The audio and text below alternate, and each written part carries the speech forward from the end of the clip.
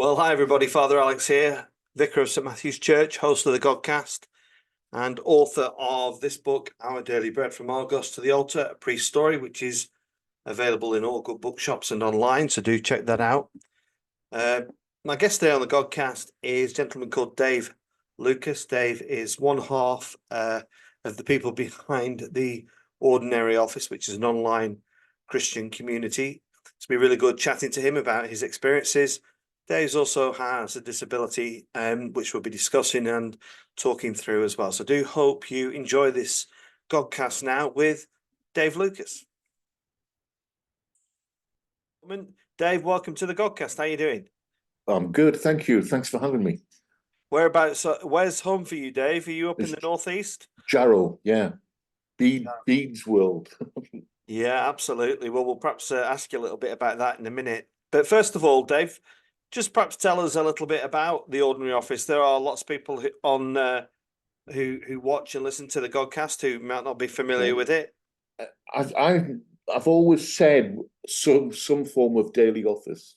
I spent 4 years training for the priesthood in the Catholic Church, where I read from the Catholic Breviary every day. Then I was part of the Northumbria community and used what was known as Celtic Daily Prayer. What became it, when I was involved, there was no actual formal community. It was just a bunch of mates doing stuff, and Celtic Prayer evolved out of that. But it got to the point about 6-7 years ago where my sight had deteriorated so much that using any kind of office book, where you've got the marker ribbons and you've got a reading in one section and a psalm somewhere else, and it was just getting too difficult for me to do. But I was missing not being able to do it. And then I started talking to, at the time I was working with Disability in Jesus, and I was talking to other people with other disabilities who were all saying they missed having an office. So people with learning difficulties and things wanted something more simple. People who used symbols wanted something with symbols.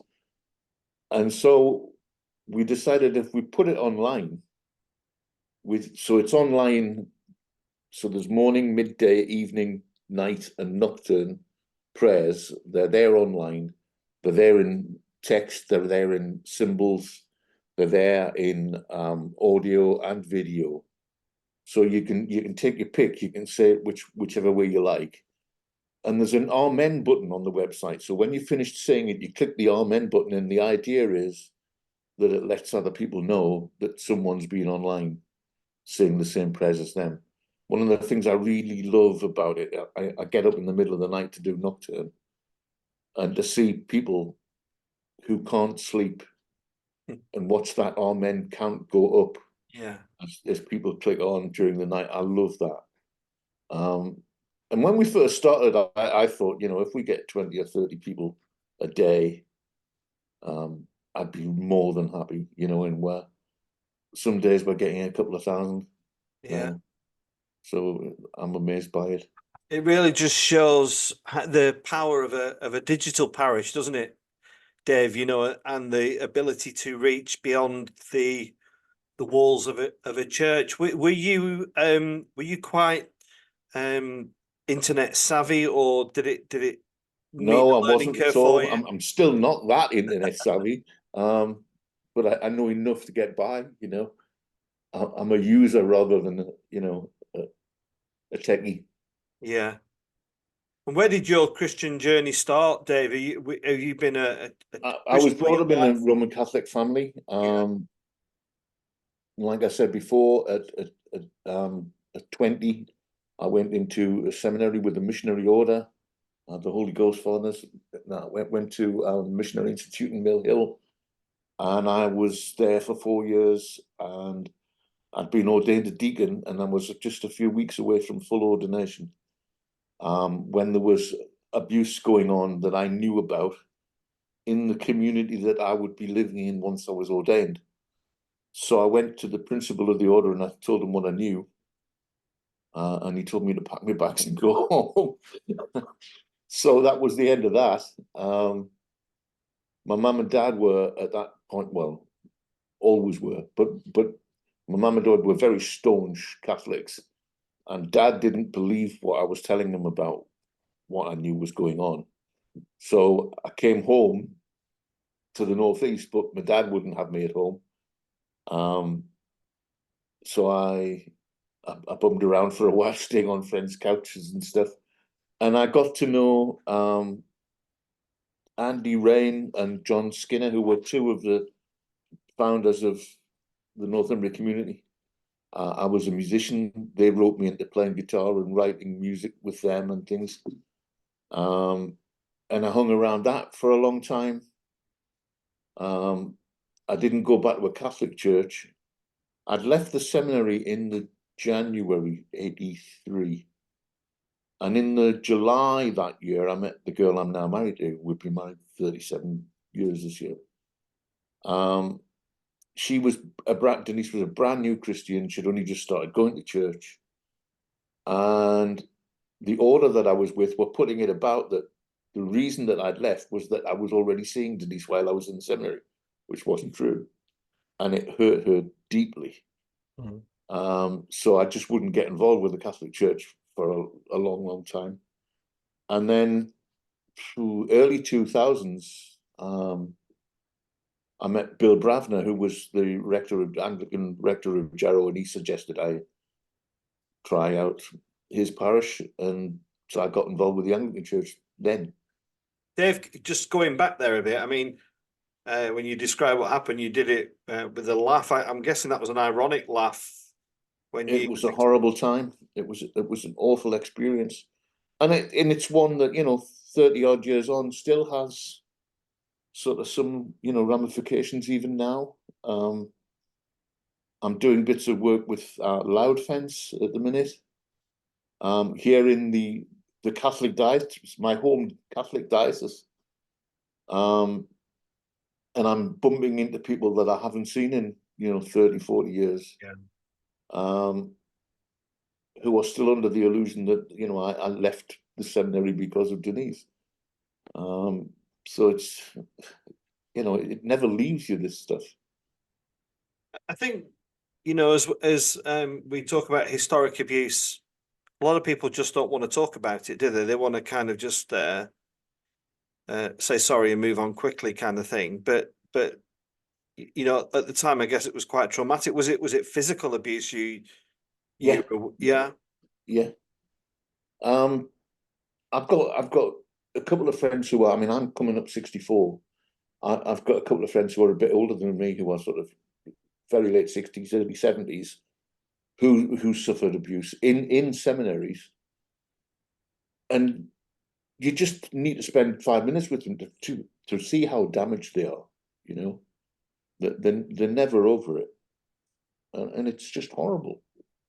And that experience of kind of effectively being kicked out of something that you took very seriously and that was a vocation for you and was a calling from God. What are the lasting impacts of that upon you, Dave? Awful, because I always felt that sense of calling, and because I come from a Roman Catholic background, the only way you can interpret that within the Catholic Church is to become a priest. So I felt that that was close to me. I'm very happily married, and I'm sure that was the right thing. But for years, like, I wouldn't even consider going to an Anglican church because it felt like betrayal. It felt like I was turning my back on the Catholic Church altogether. Yeah. I tell people Catholicism is a bit like Judaism. It's not just a religion; it's a culture. I went to Catholic schools. All my mates were Catholics. There's a strong Irish connection in both our families, and there's all of that. So you couldn't just walk away from it. And to be a whistleblower, Dave, and for that to fall on deaf ears and to be turned away, was there ever any ramifications for that? Was there any kind of, or is it just there historically now? 15 years later, one of the people that I reported actually did time for it, but it took 15 years. And then the guy who threw me out of the seminary. Got in touch just a couple of years ago, wanting to have a chat, and I just couldn't deal with it. I just said no thanks.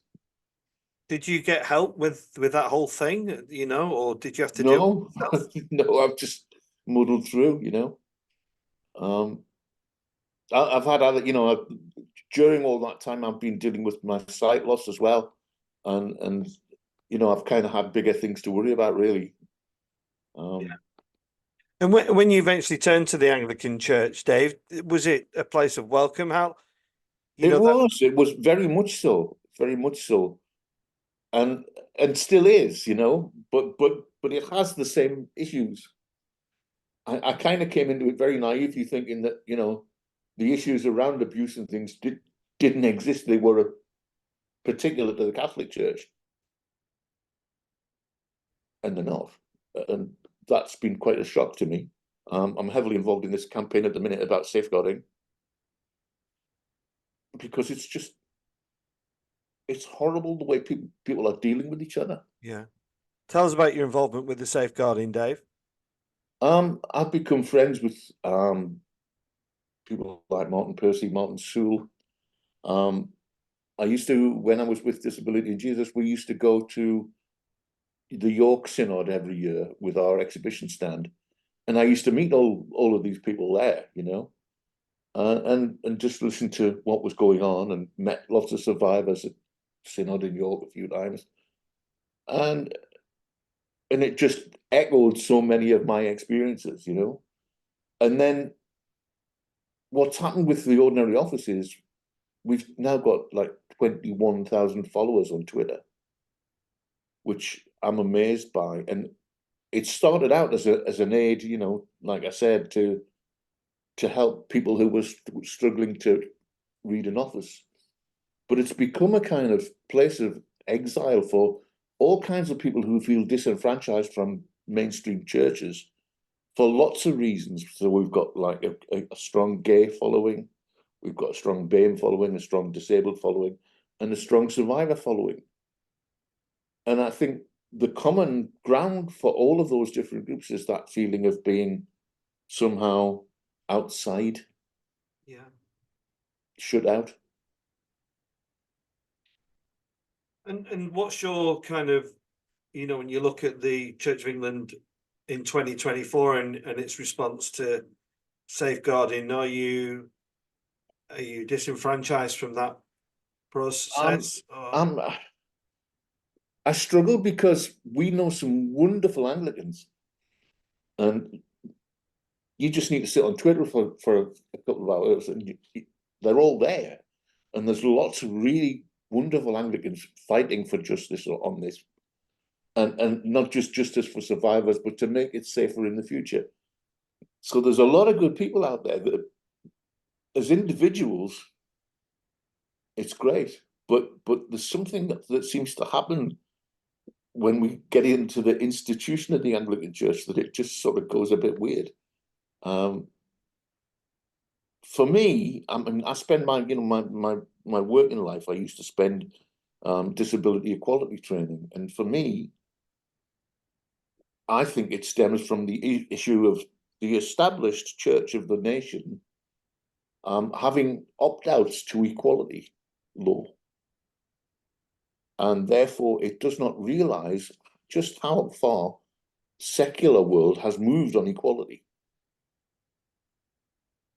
Yeah. And when the Church of England talks about equality, they're talking about a completely different beast to what the secular world means by equality. And I kind of think we need to get real. When we talk about declining numbers in the Anglican Church, I think that the current generation are the most ethical generation there's been in a long, long time. Yeah. Highly ethical. And they look at the Anglican Church and they say, this place is corrupt. And they're not walking away from Jesus, they're walking away from the church. Yeah. When I'm been very fortunate, Dave, throughout my life where I haven't been directly impacted by a disability. My grandma, who died a few years ago, spent the last few weeks of her life in a wheelchair, and I had to take her just across Burnley on a couple of occasions. And just in that very brief experience, I realized how difficult it was just pushing a wheelchair from A to B, getting out of Yeah. the car, getting it to the shop, getting it to another shop, going up the pavement, how uneven the pavements were. Yeah. And you're a gentleman that was fully sighted for a large period of your life. Just tell us, if you could, the change from being an able-bodied person to living with a disability. And It no, you was talked about, Dave, sudden. you talked about the struggles with safeguarding and intimidation and bullying in the church, but this is something else that you've had to deal with as well, isn't it? It stood my life on its head. I used to manage a bunch of bakeries all over the country, 120 bakeries all around the UK. And I was driving, and I had a company car, and I was doing sort of 50, 60,000 miles a year. And I had a near miss one day on the motorway, and I knew it was my fault. I just hadn't seen this car coming up on to the side. So I made an appointment with a consultant, and he said, "You do know you're losing your sight, Dave, don't you?" And I said, "No." This was on a Wednesday morning. He How said, long "Well, ago, you are." Dave? How I long was ago 20. was this? This was 1987. I was 27. And this was a Wednesday morning. He said, "I'll give you till Friday. If you haven't voluntarily handed your driving license in by Friday, I'm going to have to report you. You are not safe." So I went into work the next morning and told my boss what was going on. His response was, "Give me your car keys, clear your desk." And 20 minutes later, I was standing out in the car park without a job. I just got married. I just bought a house. And it just, my whole world fell apart. And for 10 years, I just wouldn't talk about it when anybody was really angry about it. It got to the point where I knew my wife was really struggling and was probably on the verge of leaving me. So I knew I had to do something. But I didn't want to be held. For me, there was a stigma about being blind.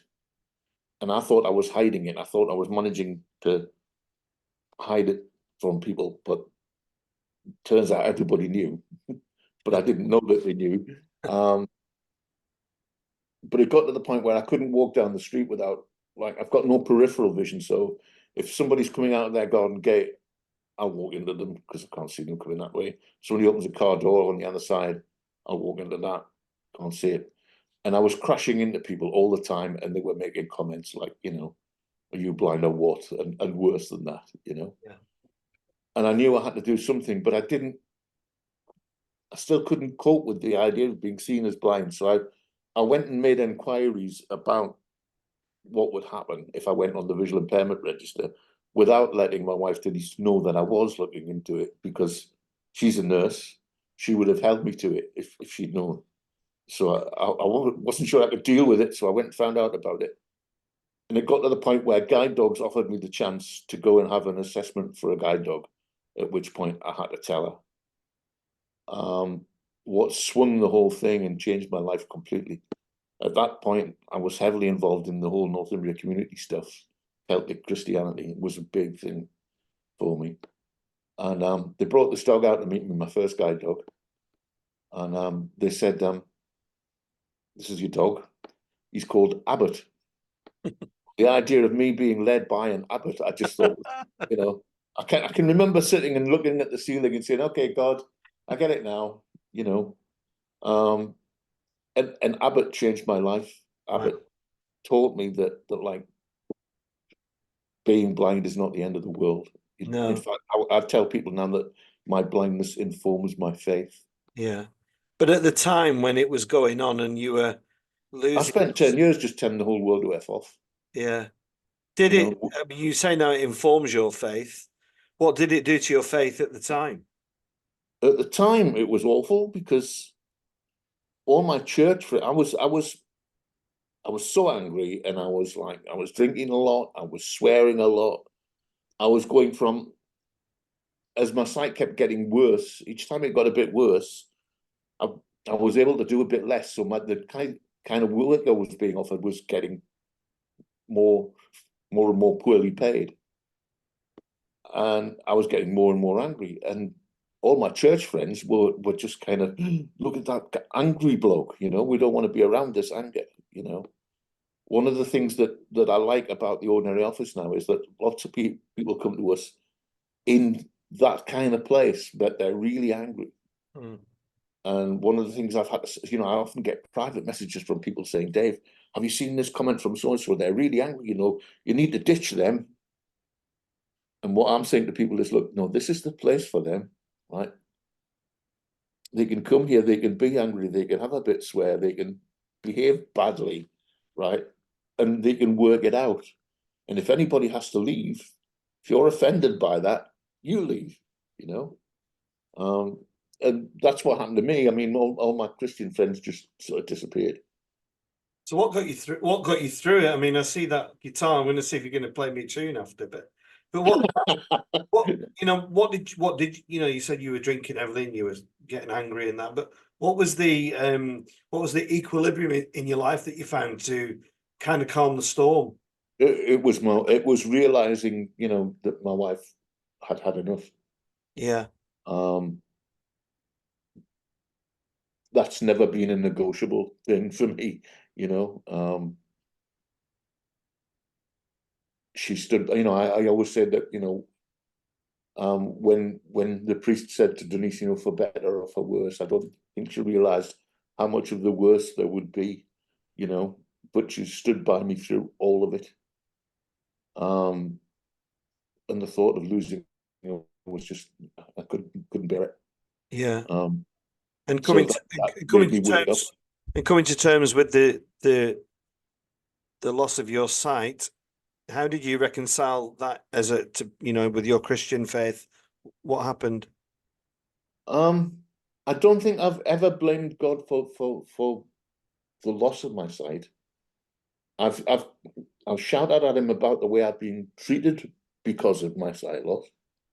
But I don't think I've ever blamed him for it.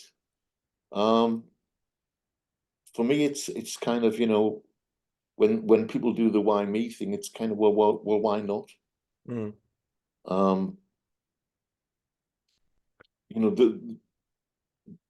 The theology of disability is kind of an emerging thing, and the thing that appeals to me about it is that this picture of, the Jesus that ascended into heaven ascended with his wounds. I remember when Stephen Hawking died, there was a cartoon doing the rounds on social media of Stephen Hawking's outside the pearly gates in his wheelchair, getting out of his wheelchair and walking into heaven. And I thought, well, why would that be? That's who he was, and my blindness is so much part of me. Yeah.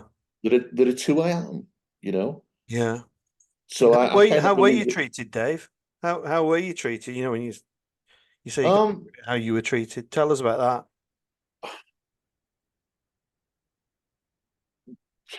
that. It's bad. I mean,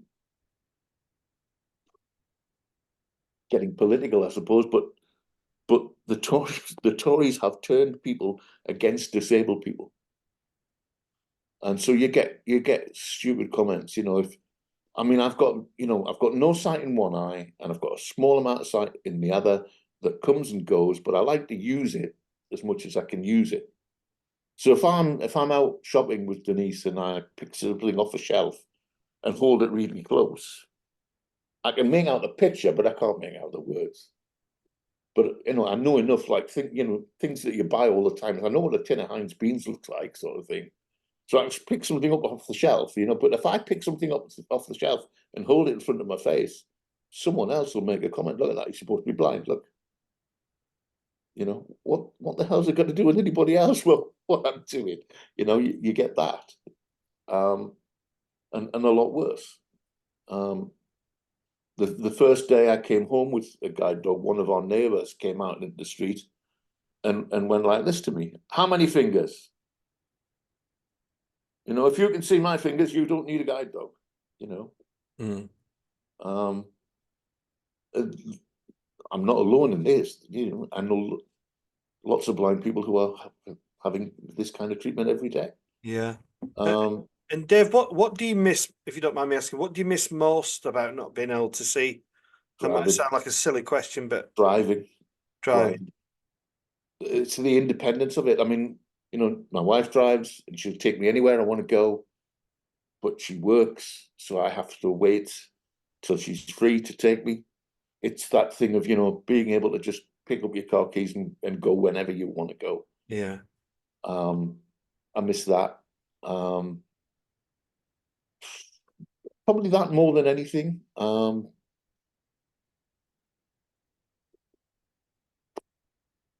I miss reading sleeve notes on CDs. Yeah. Yeah. There was no bigger thrill for me than going and buying a new album and on the way home, on the metro or whatever, Yeah. Yeah. reading the cover notes on the way home. Yeah. I miss that a lot. And this all led to you forming Disability in Jesus, didn't it? I mean, it's quite a big shift. That's a big thing to take on. And it went on to be very successful. What was your driving force? Was it your own experience and to help others? Yeah, yeah. I was involved in a project working for the RNIB on a project, and they sent me this pack with all these stats in it. And it said that 38% of the UK population had either a serious illness or long-term disability. And I remember I read that one Saturday afternoon, and on the Sunday morning I was standing at the back of church and I was thinking, well, 38% of these people aren't. So where are they? And the truth is that the majority of disabled and seriously ill people no longer come to church. And it kind of really hit me just as suddenly as that, really, that like, Yeah. where are they? You know, the ones, the disabled people that, you know, every church can talk about somebody they know with some big disability and what they've overcome and things. But they're the minority. I mean, I tell people there are only 2,800 guide dog owners in the UK, but there are 2.1 million people on the visual impairment register. Mm.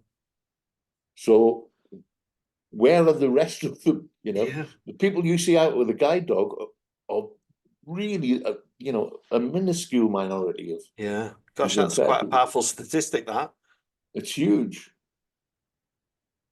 And so that kind of drove me into that, you know. And then meeting Bill and Katie and you know, Katie Tipling's got cerebral palsy and has a bit of a hard time. It's hard enough being a woman priest, but being a woman priest with cerebral palsy, the kind of some of the abuse that Katie was getting was awful, you know. And Bill has had struggles with mental health and had a very kind of unsympathetic hearing from several quarters, you know. So we decided we were going to do it, and we ran it. Well, they're still going. I moved on to do the ordinary office because it was becoming so busy on its own, you know. Yeah. And it has come very busy on its own. Tell people who might be interested to check it out, where they can go and what they might find there, Dave. So it's www.theordinaryoffice.co.uk, and you will find the sets of the daily prayers in all the different forms. And you'll find a little bit of other information about the other things that that Rebecca and I were involved with. Just tell people about Rebecca, because obviously she's your you know, I I've don't been know, it's the doing straight I've been doing the office on my own for a couple of years, and I didn't know Rebecca, and she contacted me. I'd been kind of asking people for help on Twitter, saying I was struggling on my own, and she offered to help. And it turns out we're from. She doesn't live up here now, but she's from South Shield, which is just a mile down the road from me. So we're kind of soulmates in the terms that we're both Geordies. So there's a kind of common culture there as well. And Rebecca's got a real heart for things like safeguarding, gender issues. She's taken me into areas that I would never have dreamed of going. And I can't believe that some of the things that, some of the areas that we're in now, that I would never have dared to go. I would have been frightened to go. Yeah. She's incredibly brave that way, and I love it. And now as a chap in your sixties, you say, where, what spiritually sustains you? Is it the capacity to just carry on doing the ordinary office, or you're in a very special part of the world in Jarrow? I was lucky enough to come there on pilgrimage when I was first ordained, and there's some incredible sights up where you are. Just tell us about. I'm still incredibly influenced by the whole Celtic Christian stuff. I spend a lot of time on Holy Island.